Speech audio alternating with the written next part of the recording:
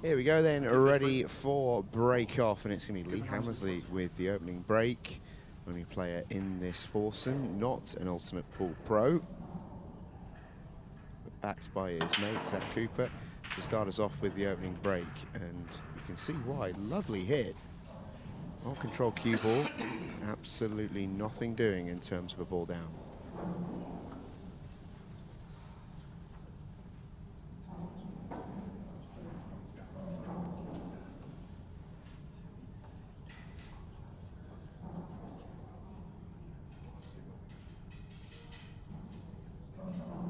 Interesting layout, this one.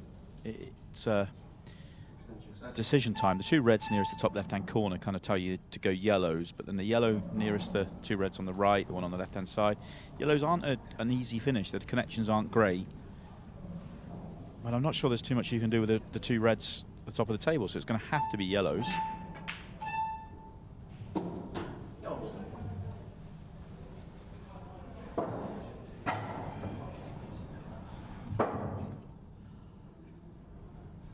If the yellow near the reds does go bottom left, although it would be tricky to get to it bottom left. So do you play a little cannon into it off the, well, no, too straight here to do that. Too straight for anything really, could done with being an extra few rolls down the table. I was wondering if you could get low on this, then you can play into the red holding on the one on the cushion. Yeah, still feel like you gave it a go, don't you? Yeah, force it. I think he knew that wasn't there, so probably has played for where he's landed or to avoid it maybe. And yeah, so Rob's come around to have a look at that yellow I was talking about. I think it does go to bottom left. So if you can land on that one, then you can get out from there. So this is the key shot.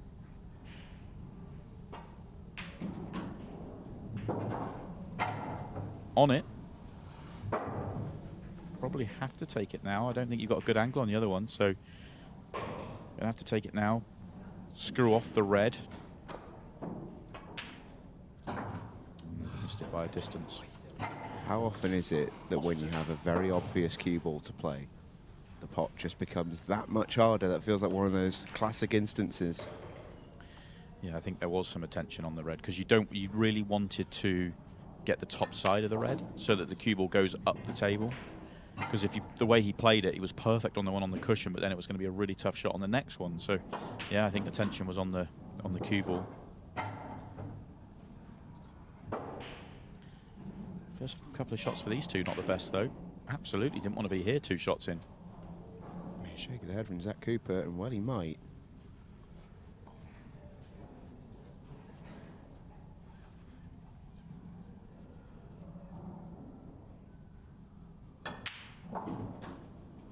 Terrific recovery pot, though.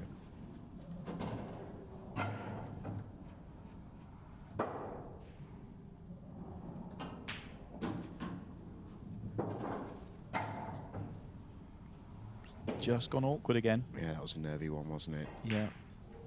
It's a couple of foot further than you really want to be there.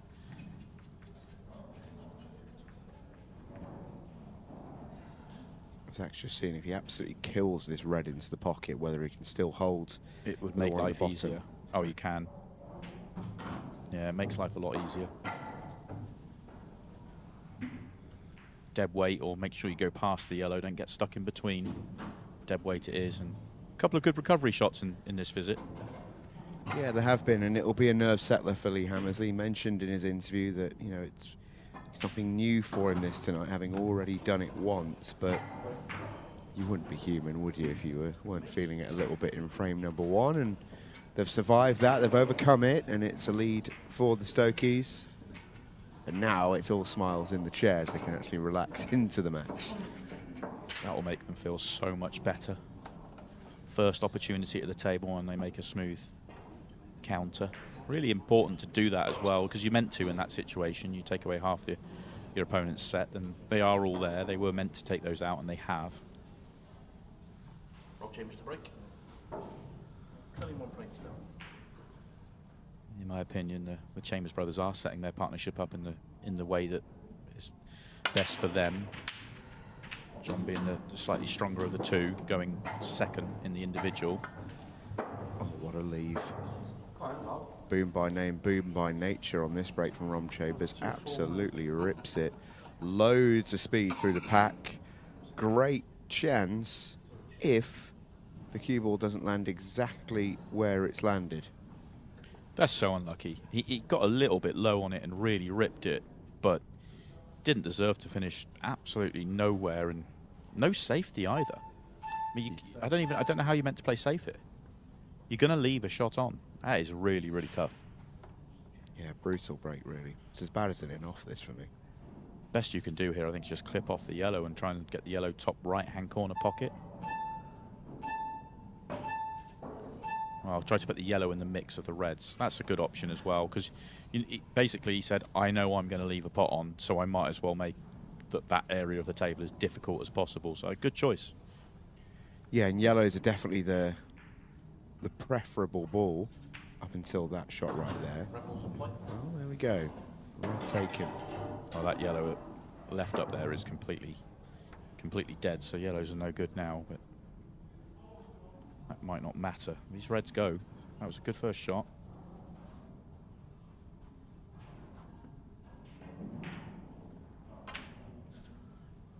Well, it won't go down there.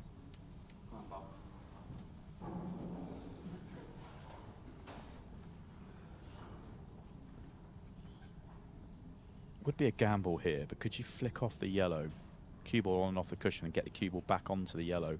The reason it's a gamble is if you leave a red on, you're leaving the table wide open. Looks like that's what he's thinking. Yeah, I love that. Don't think he's left anything. Yeah, excellent shot. Because now the yellows go, so that opening up your set whilst leaving your opponent nothing. That is a good way of going.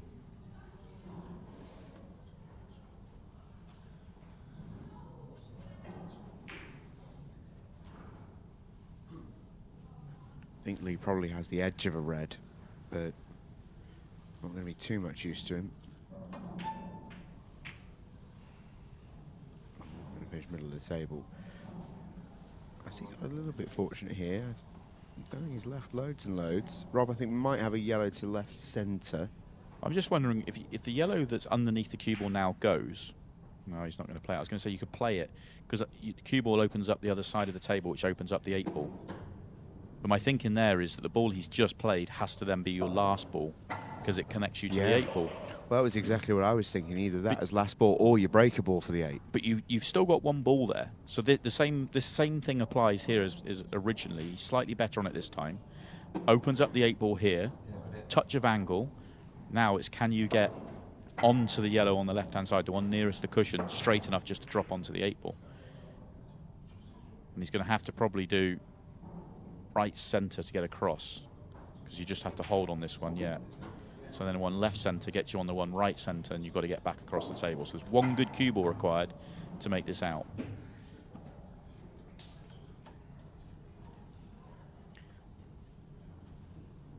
I don't mind leaving this shot low, so just drop this in, let the cue ball drift up, because then you can come round the 3 cushions and land on the yellow.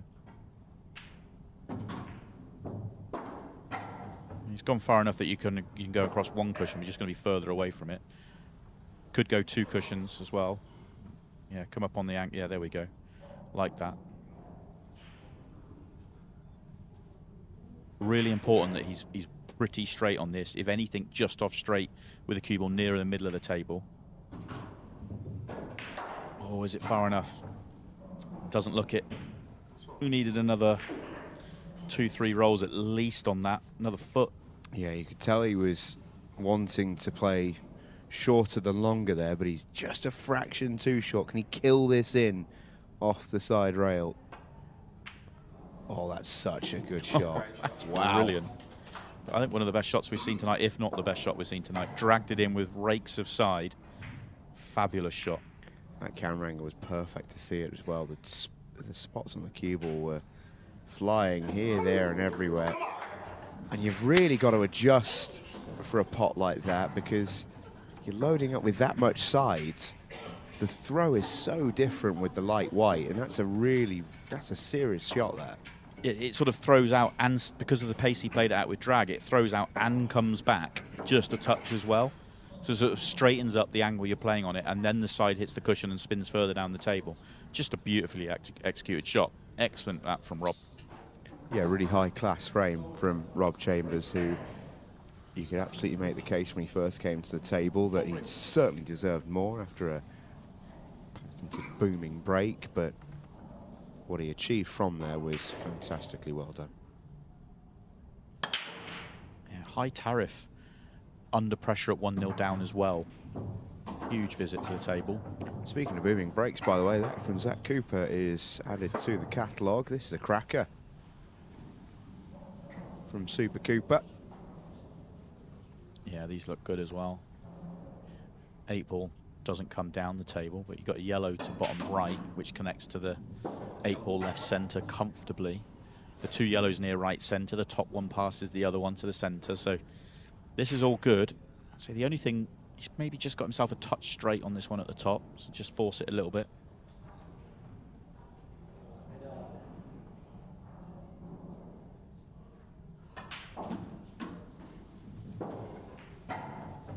It's not ideal.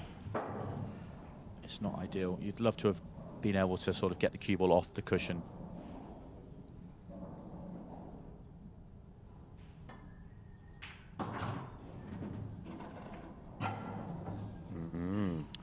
Yeah. So the first shot left him too straight on the next shot. Then he tried to force it, but he didn't want to overdo it, and it just left him a really awkward shot to play. Whereas if he gets the first shot right, the second shot just drifts down. You're almost straight in on the shot he's just played, and you've got complete control of what you're doing. And if that, 2 shots in, you can almost give him the frame if he got it right. And now he's massively odds against. Yeah, needs 3 really good shots here. I was going to say that's one, but I don't think he's on a ball. It's a good pot, but the cue ball's gone wrong. He's got the double. I think that's about it.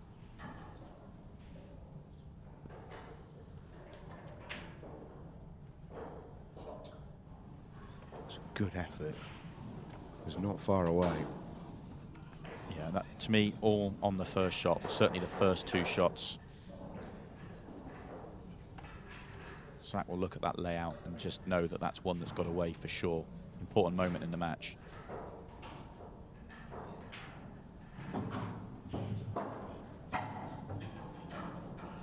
John's got a really tough counter here because the bad ball, the one below the 8-ball, he will probably leave as his last ball, which means he's got to leave a really good angle to get onto it. Now, if you land on it, getting on the 8-ball's no problem whatsoever.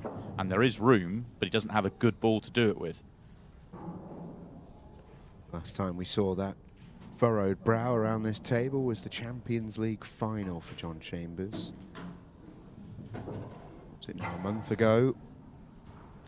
Fantastic month or so he's been on. Went to a Pro Series final 2 days before that. Then reached the last 2 in the last man standing a couple of weekends ago as well. He's on some run at the moment, is John Boy. It's nice. It's nice. Had to pull it out. I couldn't leave that straight. Maybe he's just come a roll too far. Just use the one cushion and come across the diagonal straight down his cue line now. A little bit bottom right. Oh, beautiful shot. I'll tell you what, there's 2 shots played in the match. That one from John was so beautifully played, the touch and feel on it, and obviously the one from Rob in the previous frame. 2 fabulous shots. This one may not have looked as eye-catching as the one that Rob played, but it was very, very good. That one wasn't, though. He's left himself on the 50-yard line here. Yeah, this is less than ideal.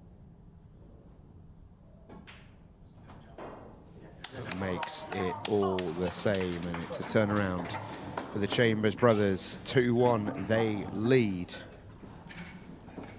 As yeah, the fan club are giving both dad and uncle plenty of love. That's definitely one that's got away from Zac. That layout, as a professional pool player, you're off of that layout, you would take it every single time. Okay, the last couple of shots, the order, the route, the pattern, everything needed to be okay and solid there, but everything went and the connections were really, really good. That's one that Zac will feel and he'll know that he's got to get. It's one away, one against the head for sure. 15-second shot clock soon come.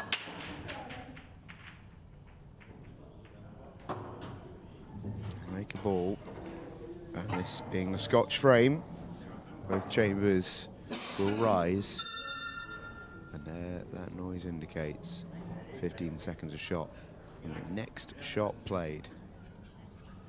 This is a good layout. The first shot's a little bit thin, but all these reds go. And the 8-ball passes the yellows. Every single red has a pocket. Get the first shot right, keep it clean. This is a great chance.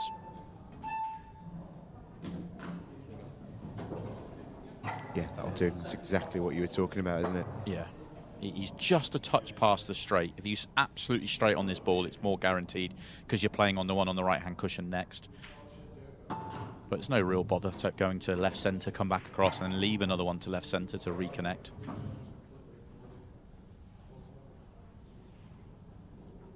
If he's straight enough, I do like one to left centre here.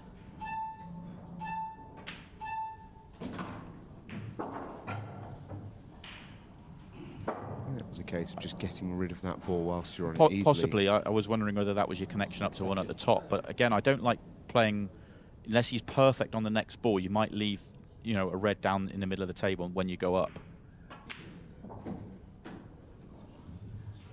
Yeah, he just passed perfect, but you can work with what he's left here. Do you see what I mean? If he takes one of the ones in the middle first, pulls back, and then he's so much easier just to guarantee yourself leaving yourself low on one of the reds in the middle of the table. Oh, just had to play that quickly. Yeah. Shot clock almost caught them out. But then had to leave that straight, and he has. That's an excellent shot, because any angle on this, and all of a sudden it becomes really tricky. Ooh, it just stays up. That's fine. Yeah. Very difficult to get on the 8-ball now, though. Needed to finish straight or short of straight, not past it. Plays into it, and that could not have come out any better. What a shot from Rob Chambers. That was a good example of having to work with the shot clock there. I think it caught both of them out on occasion, but they got the job done in the end and took out a nice finish. 3-1 lead. For me, that's one of those visits where at 15 seconds a shot, you just have to flow. You just have to go and go on a little bit on instinct there and kind of just react to where the cue ball's finished. And they did that beautifully. You know, there was no, oh, I've left myself really awkward getting on the 8-ball, or I've got the wrong out. It was just get down, play the next shot, execute, and they delivered. Good turnaround in this match for these two. They played really well. Yeah, the last 3 frames have been fantastic, really. Shared between them, one individual frame apiece, and then, of course, the Scotch. Into distant memory from when Lee Hammersley was at the table with his buddy Zac Cooper, and they took out a great Scotch finish. And right now, with 2 minutes and 45 seconds remaining, John Chambers has this visit at the table for the match.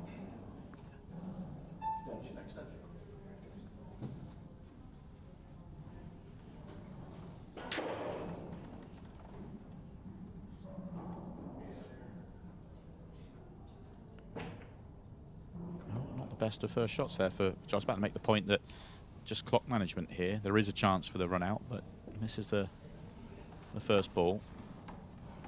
This has to be quick. There's only 2 minutes and change left. Yeah, the issue is it's the next break is the Chambers's, which means you need to really leave a clearance sort of time left on that break. Yeah, about a minute. You know, at least 45. Anything less than that, you are. Well, you just. It's not going to work out for you, but taking about 30 seconds to play the first 2 shots. Oh, and that's going to be a time foul clearly as well. Yeah, absolutely it was. No need to double check that one for 𝗏𝗏𝗘𝗏. It is worth pointing out, you know, 15 seconds a shot is really hard, especially if you're Lee Hammersley and have played on it maybe once before. Especially on a layout like that where you know there's a finish on, but you've got to try and figure it out and see it quickly and instinctively kind of flow. That was a poor shot from John, though, so Lee will get back to the table, you think. I don't think he's on this. Had to turn it. Shot. Very nice shot.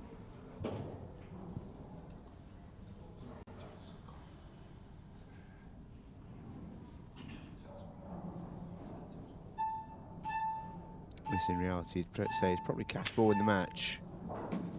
And it wobbles, and that should just about do it. He's not on his next ball, but it doesn't really matter. So run out 10 seconds from here. It takes you slightly under, over the 30-second mark. And there just isn't the time to win 2 frames in that time, especially when the next break is the Chambers brothers. They need a golden duck in that scenario to lose a frame. And when you know that's on the cards, it's quite easy to avoid that. So it will be a win for Rob and John. It's not been perfect, but they've played some really good stuff in this match, in particular in frames 2, 3, and 4. The shot from Rob, the clearance from Rob, backed up by the counter from John, absolutely fabulous, both of them. And then obviously the 3rd frame as well, or the 4th frame, their 3rd frame. All very, very good work. And that'll do us 1 in the books then for the Chambers brothers. It's gone to form so far. Plenty of pools still to be played tonight, though. Zac Cooper and Lee Hammersley will stay out there, and that is because they've got Tom Church and Harry Cook still to come. But it's fist bumps all round for the Chambers family, who can enjoy the celebrations as they have started their Pairs Cup journey with a victory.